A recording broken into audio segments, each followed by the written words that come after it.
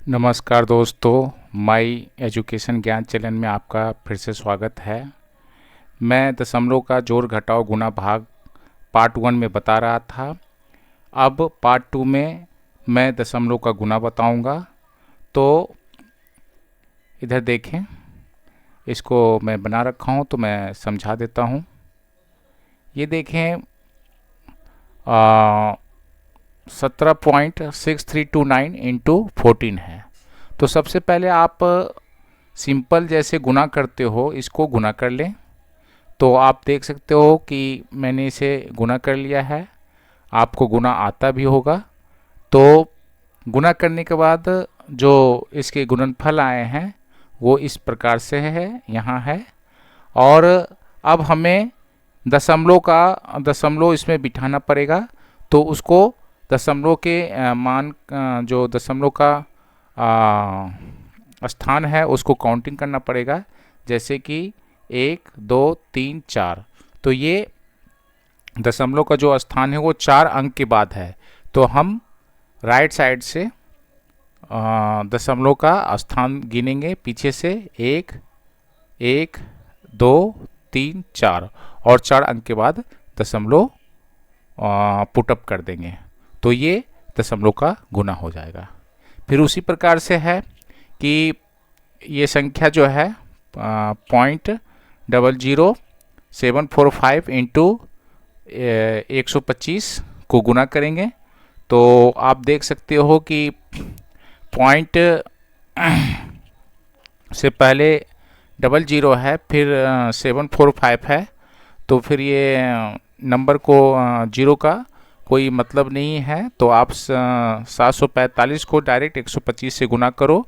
जैसे सिंपल गुना करते हैं वैसे गुना करें, और गुना करने के बाद जो गुणनफल रिजल्ट आता है उसे लिख दें और दशमलव का स्थान को काउंटिंग कर लें 1 2 3 4 5।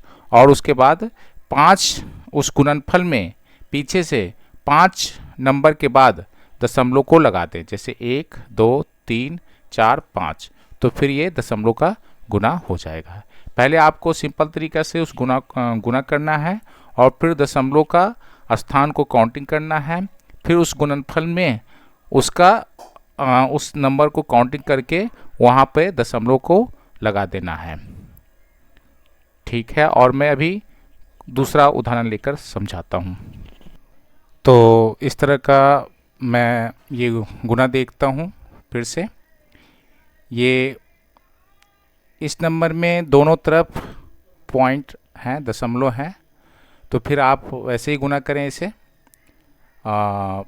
वैसे ही गुना करें। मतलब पॉइंट को आप कंसीडर मत करो कि इसके नंबर के अंदर में कोई दशमलव है। आप सिंपल तरीके से पहले इसे गुना कर लो, फिर दशमलव का स्थान बाद में लगा देंगे। तो गुना करें इसे।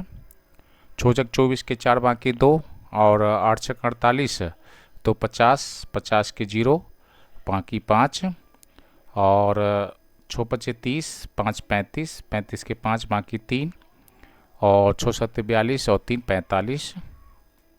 ठीक है, ये 0 हो जाएंगे। 0 से गुना होने के बाद फिर 4 दूनी 8 8 दूनी 16 के 6 बाकी 1 5 दूनी 10 1 11 के 1 बाकी 1 और 7 दूनी 14 1 15। और फिर आप इसे जोड़ दें 4 0 8 5 13 के 3 बाकी 1 6 5 11 1 12 के 2 बाकी 1 4 1 5 1 6 और ये 5 हो जाएंगे और ये 1 हो जाएंगे। तो आप देख सकते हो कि इसके गुणनफल का मान है 1562304 2304। तो अब आप देखो कि इसमें जो दशमलव का स्थान है 1 2 3, तो ये 3 है। ठीक है, और इसमें जो दशमलव का स्थान है 1 1 और 2 है, प्लस ये 2 स्थान पे है तो प्लस 2 कर दो। तो टोटल ये 3 पहला नंबर जो है 3 स्थान पीछे से 3 नंबर के बाद है, 3 अंक के बाद दशमलव है। और दूसरा वाला जो नंबर है वो पीछे से 2 अंक के बाद दशमलव है। तो 3 और +2 = 5।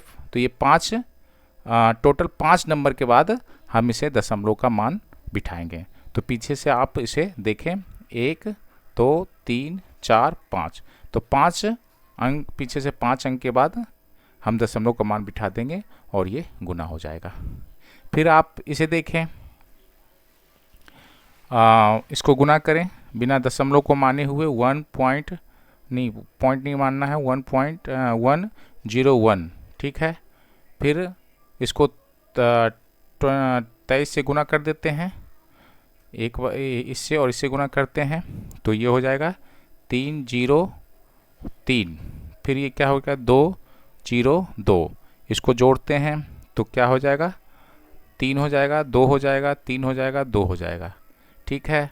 अब 23 अब लास्ट में फिर इसे गुना करते हैं तो सिर्फ 2 लिखते हैं, इस जीरो का भी कोई मतलब नहीं है, लिख देते हैं। तो 2 तिहाई 6, 2 दूनी 4, 2 तिहाई 6, 2 दूनी 4, तो इसका पूरा गुणनफल का मान है 46। अब आप इसे देखो, पहला नंबर जो है 1 और 2, तो ये 2 नंबर के बाद दशमलव है। फिर इसमें क्या है, 1 नंबर के बाद दशमलव है। फिर इसमें क्या है, 1 2 3, 3 नंबर के बाद दशमलव है, तो 2 1 3 और 3 3 6, तो टोटल ये 6 नंबर के बाद दशमलव है। तो आप काउंटिंग करो, 1 2 3 4, 4 तो हो गए। अब 2 नंबर कहाँ से लाएं, तो इसके लिए हम 0 लिखेंगे, तो ये 5 हो गए और ये 6 हो जाएंगे, ठीक है। और ये तो फिर हो जाएंगे 1 2 3 4 5 6, तो फिर अब अपन पॉइंट यहाँ लिख देंगे। तो ये हमेशा याद रखो कि रखें आप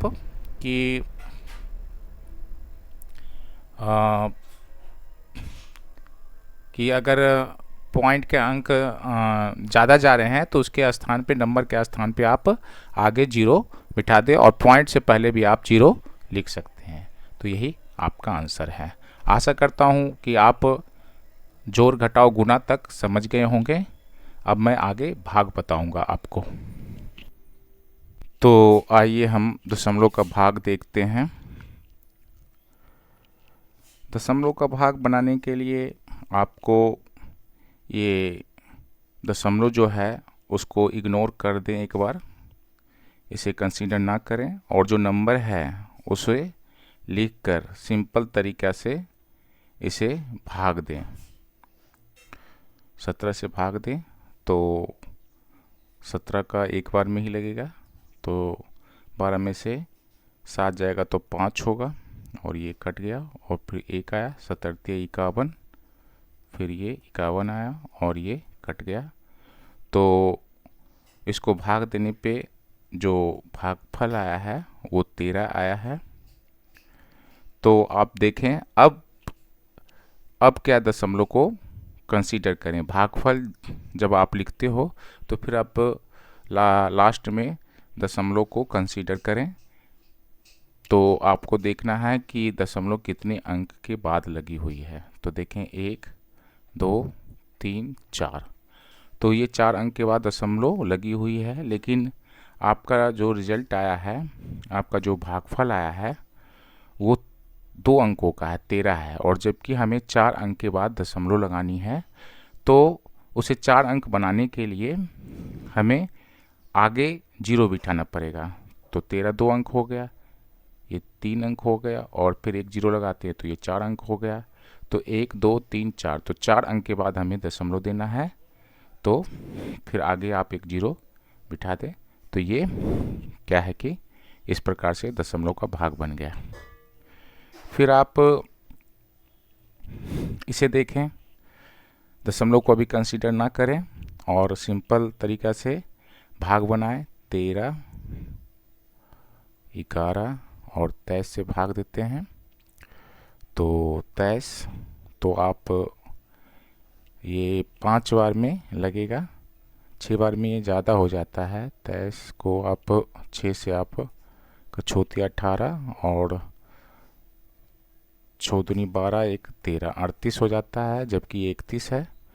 तो 5 बार में लगाएंगे तो पंथेई 15, पंथेई 15 के 5 बाकी 1, और 5 दूनी 10, एक 11। तो आप इसे घटाएं, 11 में से 5 जाएगा तो 6 हो जाएगा, 2 में से 1 जाएगा तो 1 हो जाएगा, और ये कट गया, और ये सामने लिख देते हैं। तो 7 बार में इसे लगाते हैं। 23 को 7 से भाग दो, गुना करो, तो 7 या 21 के 1 बाकी 2, और 7 दूनी 14, 2 16। तो ये 7 बार में लग जाता है। तो ये कट गया। तो आप इसका जो भागफल आया है वो 57 है। अब हम देखते हैं कितने अंक के बाद दशमलव लगाना है। 1 2 3 3, 1 2 3 3 अंक के बाद दशमलव लगाना है, जबकि भागफल आया 2 अंक। तो इसे 3 अंक बनाने के लिए 57 के आगे एक 0 देंगे, फिर दशमलव लगा देंगे। तो फिर क्या है, ये दशमलव का भाग बन गया। तो आइए दूसरे प्रश्न को हल करते हैं। इस प्रकार के क्वेश्चन रहते हैं, जबकि ये सिंपल भाग है, लेकिन इतने सारे पॉइंट लग जाने के बाद लगता है कि कैसे बनेगा। तो आप ये ध्यान रखना कि इसको पहले बट्टा में बदलना चाहिए। तो बट्टा में बदलने के लिए क्या करते हैं, आप देखो ये नंबर है 0.0192, और देखिए ये जो भाग का चिन्ह है उसे हम गुना में लिख देंगे। तो ये अगला जो नंबर है वो 1/, के रूप में आ जाएगा, 0.016। यही नियम है हमेशा के लिए। जब आप भाग को मतलब बट्टा में बदलोगे तो भाग का जो चिन्ह है वो गुना में बदल जाएगा, और जो ये अगला नंबर है वो बट्टा में आ जाएगा, गुना ऊपर वाला नंबर गुना होके इस प्रकार से। तो आप देखोगे कि फिर ये जो नंबर है इस एक को गुना करने पर इतना ही आएगा, तो फिर ये इस फॉर्म में बन जाता है। तो फिर आप देखो कि 0.0192, फिर क्या है 0.016। ठीक है। अब आप देखें कि इसमें कितना नंबर है, कितने नंबर के बाद दशमलव है। 1 2 1 2 3 4। इस ऊपर वाला जो अंश है उसमें 4 अंक के बाद दशमलव है, ये 4 अंक के बाद दशमलव है। और नीचे में जो हर है उसमें 1 2 3 अंक के बाद दशमलव है।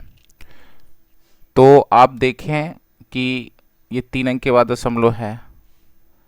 तो आप देखें क्या है कि जब ये 4 अंक के बाद दशमलव है और ये 3 अंक के बाद दशमलव है, तो दशमलव का स्थान जो हर में एक कम है, ये 3 है वो 4 है।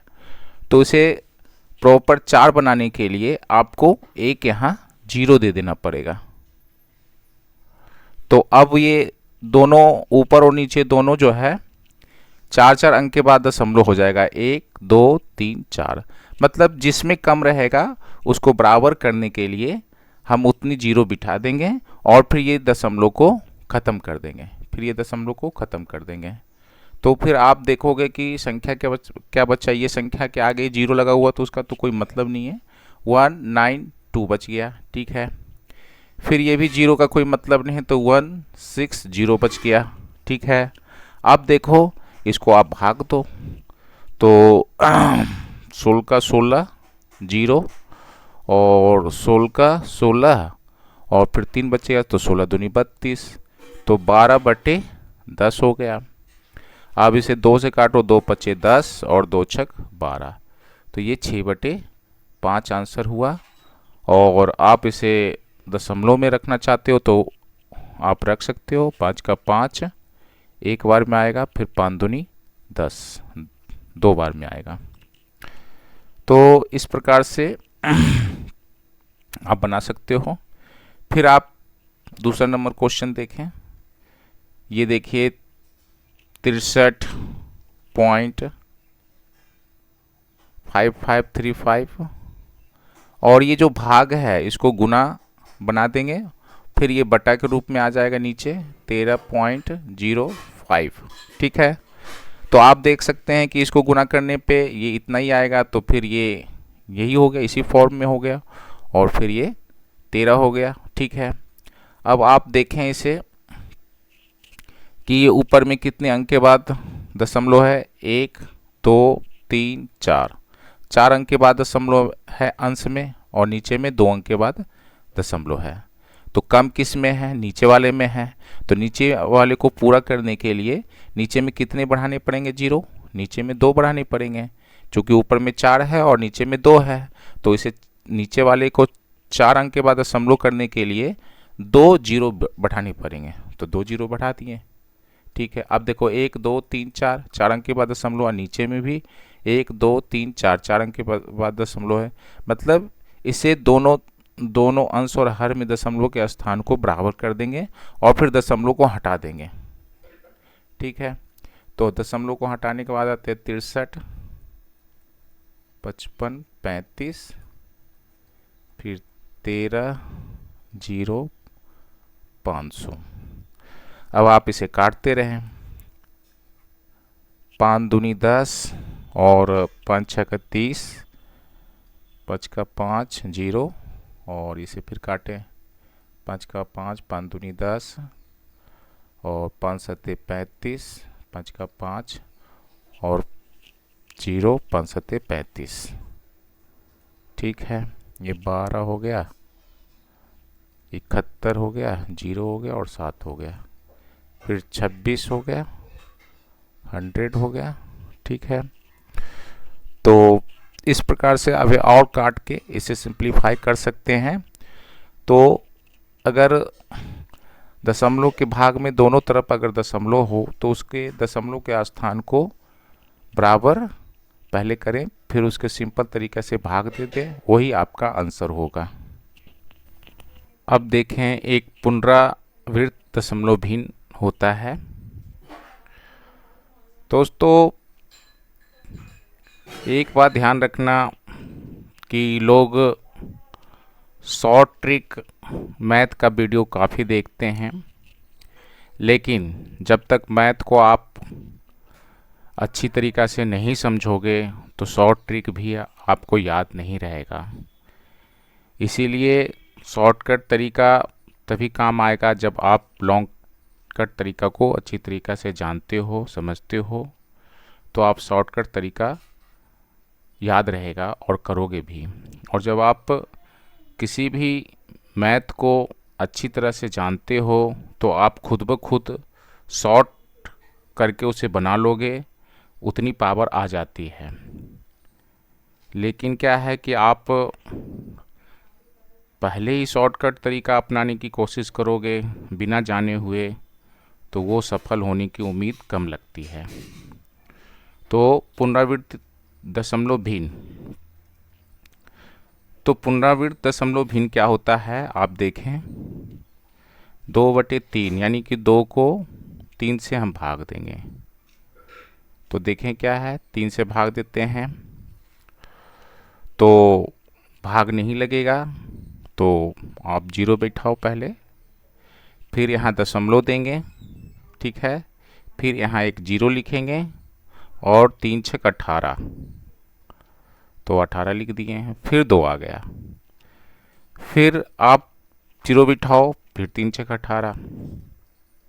ठीक है, फिर 2 आ गया, फिर 0 बिठाओगे, फिर 3 छक 18, फिर नीचे 2 आ गया, फिर 0 बिठाओगे, फिर 3 छक 18। मतलब ये इतनी बार पुनरावृत्त होती है, वो अनंत तक जाते हैं, यानी कि इनका जो भाग है वो पूरा नहीं आता है। तो ये पुनरावृत्त दशमलव भिन्न है, तो इसका ये होगा 0.6। अब आप इसे अनंत तक लिखने के बजाय इसे आप 0.6 जो बार बार पुनरावृत्त हो रहा है तो लिखकर उसके ऊपर एक डैश मार देते हैं, तो ये बार बार पुनरावृत्त नहीं होगी। ये डैश का मतलब ये कि यह पुनरावृत्त वाले दशमलव भिन्न है, इसको आप रेकरिंग भी कहते हो। ठीक है, उसी प्रकार से 22/22 है, 22/7 है, तो 22 को 7 से हम भाग देंगे तो 7 या 21 1 आएगा। फिर क्या है कि पॉइंट देंगे और फिर 0 देंगे, तो 7 का 7, तो 3 बचेगा। फिर 0 देंगे तो 7 का 28 होगा। ठीक है, 2 होगा, फिर 0 दे देंगे इस पे, पॉइंट है तो 7 दूनी 14, 7 दूनी 14 लगेगा। ठीक है, फिर 6 आएंगे, 6 आएंगे तो ये 6 आ जाएंगे। फिर 0 देंगे तो 7 8, ये 16 को हम यहाँ लिखते हैं, तो 7 8 56 लगाएंगे। ठीक है, तो ये 56 हो जाएगा। तो 10 में से 6 जाएगा 4 और ये 5 कट गया। फिर 0 लगाएंगे तो 7 का 7, 7 दूनी 14, 7 1 21, 7 6 28, 7 5 35, 7 5 35 लगाएंगे, 42 ज़्यादा हो जाएगा तो 35 लगाएंगे तो फिर 5 आएगा। फिर क्या है 0 बिठाएंगे, 7 7 49 आएगा। ठीक है, तो ये 1 आएगा, तो हम 1 को 1 मिनट, फिर हम 1 को यहाँ लिखते हैं। ठीक है, अब 1 आ गया तो फिर हम 7 का 7 लगाएंगे, ये 10 हो जाएगा, ये 10 हो जाएगा, फिर ये 3 आ जाएगा। तो आप फिर देखना ये संख्याएं फिर पुनरावृत्त होने लगी, मतलब ये संख्या बार बार दोहराना शुरू हो गया, ये संख्या बार बार दोहराना शुरू हो गया। फिर 7 आए तो फिर ये 0 लगाएंगे तो 7 6 28 फिर आएंगे। ठीक है, फिर क्या है कि मतलब 4 के बाद फिर 2 बार आएंगे, फिर 8 आएंगे, फिर 5 आएंगे। तो आप देखिए कि ये संख्या कहाँ से पुनरावृत्त होना शुरू हो गई, ये संख्या यहाँ से फिर से पुनरावृत्त होना शुरू हो गई। तो क्या है कि 3.14285 और ये इस प्रकार से चलेगा। तो 3 पॉइंट, अब देखें पुनरावृत्त जो है संख्याएं यहाँ तक जाती है और फिर यहाँ से चालू हो जाती है 1428। तो ऐसा करेंगे कि जहाँ तक ये पुनरावृत्त होती है, जहाँ तक ये क्या है कि पुनरावृत्त होकर ख़त्म हो जाती है शुरू से 14285, तो ये मतलब क्या है कि यहाँ तक तो वही नंबर जो भाग लगाते हैं, और फिर क्या है वही नंबर को पुनरावृत्त जब शुरू हो जाती है तो सिर्फ पुनरावृत्त नंबर को ना लिखते हुए जहाँ तक जो भागफल आता है उस नंबर को, मतलब पॉइंट के बाद उस नंबर को अंडरलाइन कर देंगे ऊपर में, क्योंकि 14285 फिर से पुनरावृत्त होगा। तो इसलिए क्या है कि इसको दोबारा लिखते हुए जितना नंबर के बाद पुनरावृत्त होती है उसके फर्स्ट से अंतिम नंबर तक उसको ऊपर से अंडरलाइन कर देंगे, इसको रेकरिंग भी कहते हैं। तो पुनरावृत्त दशमलव भिन्न को आप इस प्रकार से आप समझ गए। अब मैं दूसरा उदाहरण देकर बताऊंगा।